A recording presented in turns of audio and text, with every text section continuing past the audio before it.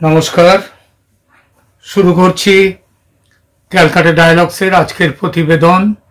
খবরের অন্তরালের খবর নিয়ে আমি Manoj Das. Chief justice of India তিনি কি বিচার করার যে কাজ তার চেয়ে দেশের প্রশাসনিক কাজে বেশি রকম নাক গলাচ্ছেন? প্রশ্নটা অনেকদিন ধরে ঘুরপাক খাচ্ছে জনমানসে। দেশের আইন অমান্য করে কলেজিয়াম প্রথা চালু রেখেছেন, নির্বাচন কমিশনার নিয়োগে সুপ্রিম কোর্টের ভূমিকা চাইছেন, এরকম আরো অনেক বিষয় এখানে উল্লেখ করা যায়।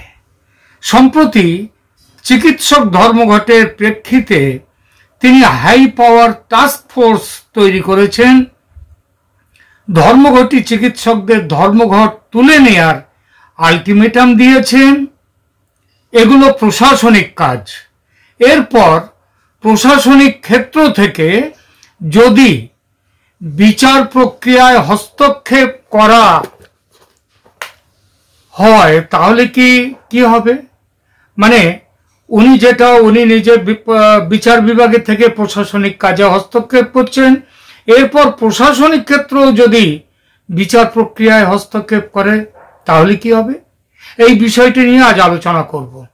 দেখব chief justice of India DY চন্দ্রচূড়ের প্রশাসনিক কাজে প্রবেশের প্রশ্নটি কিভাবে সাম্প্রতিক সময়ে ভারতীয় জনমানসে এক গুরুত্বপূর্ণ বিতর্কের বিষয় হয়ে দাঁড়িয়েছে। বিশেষ করে সুপ্রিম কোর্টের কিছু সিদ্ধান্ত, যেমন কলেজিয়াম প্রথা বজায় রাখা, নির্বাচন কমিশনার নিয়োগে সুপ্রিম কোর্টের ভূমিকা এবং চিকিৎসক ধর্মঘটের প্রেক্ষিতে উচ্চ ক্ষমতা সম্পন্ন টাস্ক ফোর্স গঠন, অনেকের মতে এগুলি আদালতের কাজের সীমা অতিক্রম করে প্রশাসনিক কার্যক্রমে প্রবেশ করছে।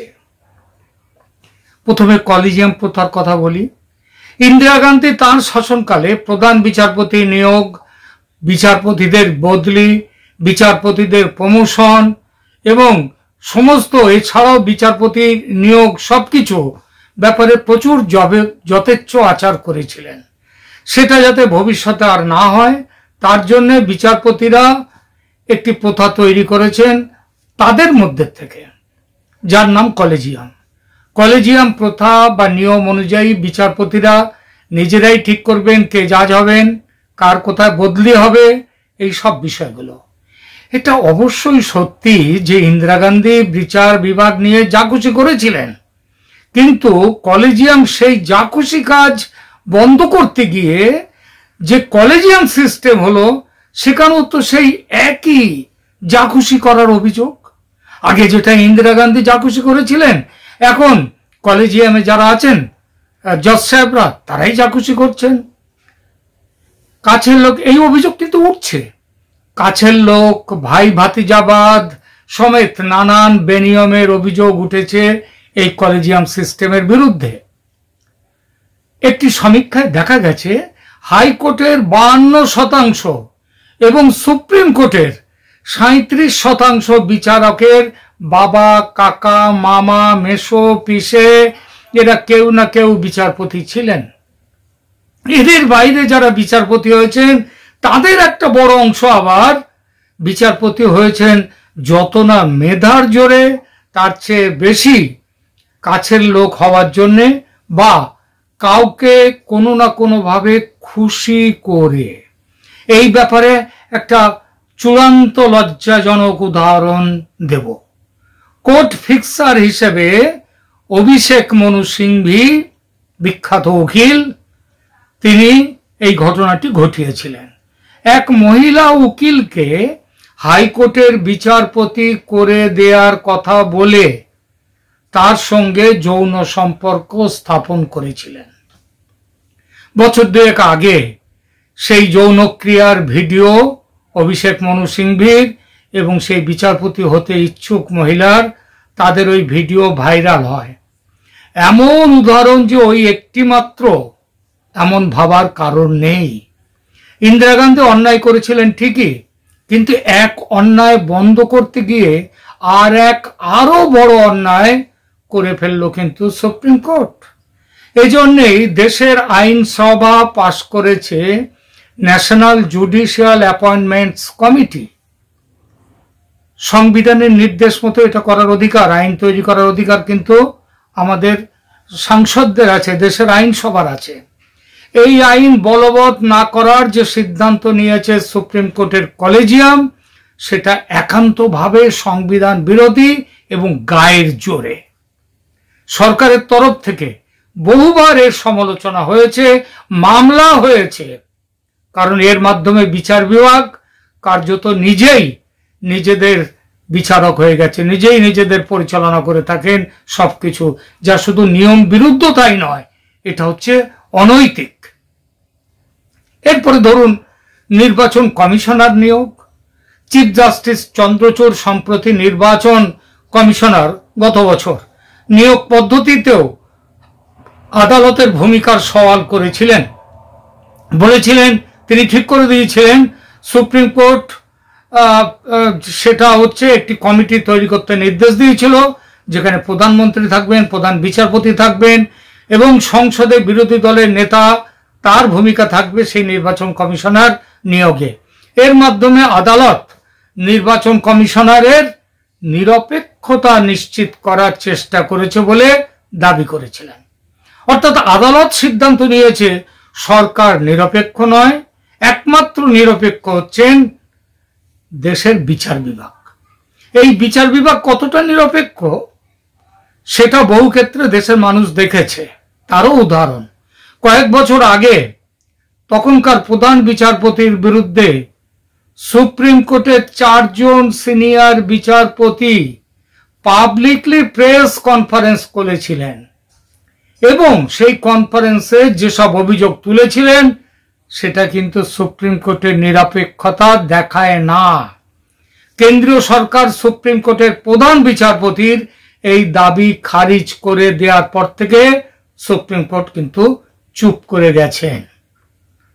এরপরে আসি যে প্রসঙ্গ নিয়ে আজকে এটা আলোচনায় এলাম, সেই প্রসঙ্গ চিকিৎসক ধর্মঘট ও প্রশাসনিক ভূমিকা।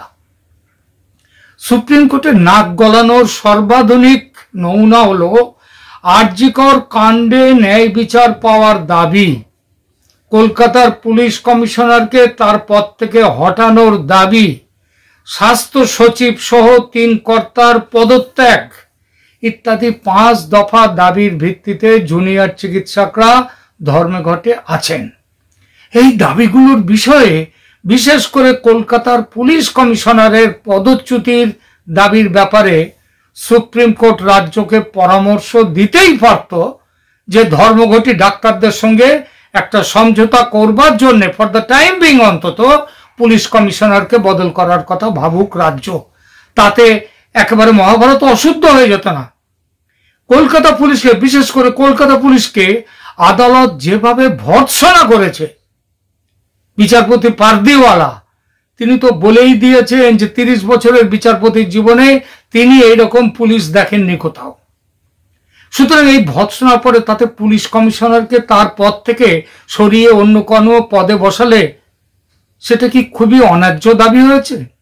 যে পুলিশের অপদার্থতার জন্য, যে পুলিশের সন্দেহজনক কাজকর্মের জন্য আদালতের শুনানি পিছিয়ে যাচ্ছে, আজকে এটা নেই, কাল ওটা নেই, গত পরশু যেটা ইয়েটা হলো সেখানে শুনানি হলো, সেখানে দেখা গেল ময়না তদন্তে যাওয়ার আগে যে সুরত হাল করার যে রিপোর্ট, যে চালান, সেই চালান তার সাথে যায়নি।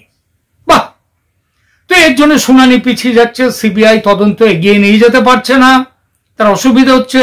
ন্যায় বিচারের স্বার্থে সেই পুলিশ কমিশনারকে তার পদ থেকে সরিয়ে দেয়া একান্ত তো আবশ্যক, কিন্তু তাকে তার পদে বসিয়ে রাখা হলো।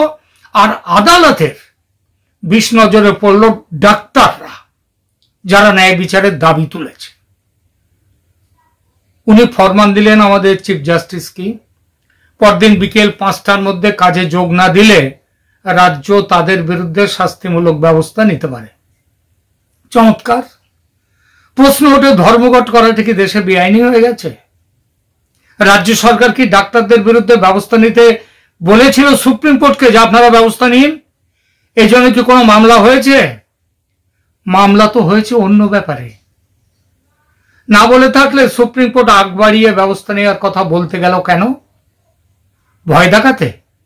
ভয় দেখানো কিন্তু আইন বিরুদ্ধ কাজ। আদালত যদি ভয় না দেখিয়ে মানবিক কারণের কথা বলে, রোগীদের অসুবিধের কথা বলে আদেশ নয়, যদি সহমর্মিতার সুরে ডাক্তারদের বলতো ধর্মঘট তুলে নেওয়ার কথা, তাহলে সেটাই ছিল তো সঠিক পথ। তা না করে সহমর্মিতার রাস্তাটাই বন্ধ করে দিয়েছে সুপ্রিম কোর্ট। এটা ডাক্তারদের অপমান, তাদের আন্দোলনকে হেয় করা এবং মানুষের আন্দোলনকেও হেয় করা। খুব সঙ্গত কারণে ডাক্তাররা ভয় পাননি, অমান্য করেছে সুপ্রিম আদেশ। এবং দেখুন কি আশ্চর্য, নির্দেশ যে শুধু ডাক্তাররা অমান্য করেছে তা কিন্তু নয়, অমান্য করেছে তো রাজ্য সরকারও। আরেকটা দিক দিয়ে দেখতে গেলে এখনো পর্যন্ত একজন ডাক্তারকেও শাস্তি দিতে পারেনি রাজ্য সরকার। কারণ সরকার জানে সেটা করলে যেটুকু চলছে স্বাস্থ্য পরিষেবা সেটাও বন্ধ হয়ে যাবে। জোর করে ডাক্তারদের যদি পুলিশ দিয়ে তুলে আনতে হয়, তা এনে যদি কাজে লাগানোর কথা ভাবে, এটা অনেক সময় করেছে অনেকে, এটা অনেক সময় করেছে, সেসব অভিজ্ঞতা আমাদের আছে। তো সেখানটায় যদি কাজে লাগাতে যায় তাহলে তো স্টেটকে আবার পুলিশের স্টেট হয়ে যেতে হবে, এবং তাতেও কিন্তু ফল হবে না। চিকিৎসক ধর্মঘটের পরিপ্রেক্ষিতে চিফ জাস্টিস চন্দ্রচূড় একটা উচ্চ ক্ষমতা সম্পন্ন task force, high power task force গঠনের নির্দেশ দিয়েছেন, যা প্রশাসনিক সিদ্ধান্তের মতো মনে হতে পারে। অনেকে বলছেনও যে এটাও প্রশাসনিক ব্যাপারে নাক গলানো। আবার কেউ কেউ বলছেন এই পদক্ষেপটি আইনগত কারণে নেওয়া হয়েছে। যেখানে স্বাস্থ্য সেবার অচল অবস্থা তৈরি হওয়ার ফলে জনগণের অধিকারের লঙ্ঘন ঘটছে। কিন্তু এই ব্যাপারে আদালত কেন্দ্রীয় সরকারকে ব্যবস্থা নেওয়ার পরামর্শ দিতে পারত। অনেক ক্ষেত্রে তো দেয় সেটা, এরকম পরামর্শ হামেশাই দিয়ে থাকে। সেই মতো কাজ করেও সরকারি প্রশাসন। এখানে যেটা করেছে সুপ্রিম কোর্ট, একেবারে কমিটি করে দিয়েছে, স্পষ্টভাবে বলছে এই কাজ সুপ্রিম কোর্টের নয়। রিট অফ ম্যান্ডামাস, সেটা সুপ্রিম কোর্ট আজকাল খুব ব্যবহার করছেন। এই ব্যবহারটা শুরু হয়েছে এটা 2005 সালের পর থেকে, তখন এবং তারপরে বিশেষভাবে যেটা 2005 থেকে 2014 পর্যন্ত এই সময়ে, তখন এই রিট অফ ম্যান্ডামাসটা খুব ব্যবহার করেছে সুপ্রিম কোর্ট। তবে দেখবো সুপ্রিম কোর্টের তৈরি এই যে টাস্ক ফোর্স করে দিয়েছেন তারা নিজেদের মতো করে, এটা শেষ পর্যন্ত কি কাজ করে, কি কাজ করতে পারে। 3 সপ্তাহ পরে স্ট্যাটাস রিপোর্ট দিতে হবে টাস্ক ফোর্সকে। টাস্ক ফোর্স বসেছে কিনা, টাস্ক ফোর্স তাদের মধ্যে মিটিং করেছে কিনা, এইসব ব্যাপারে কিন্তু এখনো কোনো কিছু খবর বাইরে আসেনি। 3 সপ্তাহ পরে যখন এই খবর এগুলো উঠবে আদালতে, তখন আমরা দেখব তাদের অগ্রগতি কতটা। যদি বিচার বিভাগ প্রশাসনিক কাজে বেশি মাত্রায় প্রবেশ করে, যেমন অনেকেই মনে করছেন চন্দ্রচূড় সাহেব এখন করছেন, তাহলে এর ফলে ভারতে আমাদের কনস্টিটিউশনে ক্ষমতার বিভাজনের ভিত্তিতে কিন্তু টানাপোড়েন তৈরি হতে পারে। সংবিধানে সরকার, বিচার বিভাগ এবং আইনসভা তিনটেকে পৃথক স্তম্ভ হিসেবে উল্লেখ করা আছে। যদি বিচার বিভাগ অতিরিক্ত প্রশাসনিক ক্ষমতা ব্যবহার করে, তাহলে ভারসাম্যহীনতা তৈরি হতে পারে, যা গণতান্ত্রিক ব্যবস্থার মূলে আঘাত করবে, এবং তার কিন্তু লক্ষণ দেখা যাচ্ছে। ভবিষ্যতের প্রভাব কি হতে পারে? যদি বিচার বিভাগ প্রশাসনিক কাজে খুব বেশি মাথা গলায়, খুব বেশি নাক গলায়, তবে এটাকে ক্ষমতার অপব্যবহার বা ক্ষমতার সীমা লঙ্ঘন হিসেবে দেখা যেতে পারে। এ ধরনের হস্তক্ষেপ আদালতের স্বাধীনতাকে প্রশ্নবিদ্ধ করে তুলতে পারে, যা ভারতীয় বিচার বিভাগের প্রতি জনসাধারণের আস্থা কমিয়ে দেবে। সুতরাং চিফ জাস্টিসের এই কার্যক্রমগুলি বিভিন্ন দৃষ্টিকোণ থেকে ভিন্ন ভিন্ন ব্যাখ্যা করা হচ্ছে, এবং এটা এক গুরুত্বপূর্ণ বিতর্কের বিষয় হয়ে উঠেছে। আমাদের আজকের প্রতিবেদন সেই বিতর্কে একটি দৃষ্টিকোণ থেকে বললাম এই কথাগুলো। অনেকে আদালতের এই কাজকে সমর্থন করতেই পারেন তাদের দৃষ্টিকোণ থেকে। এমন কেউ যদি থাকেন এখানে, অনুরোধ করব বিষয়টি নিয়ে কমেন্ট করতে, খুব ভালো হয়। তবে শেষ করার আগে একটি কথা বলার আছে।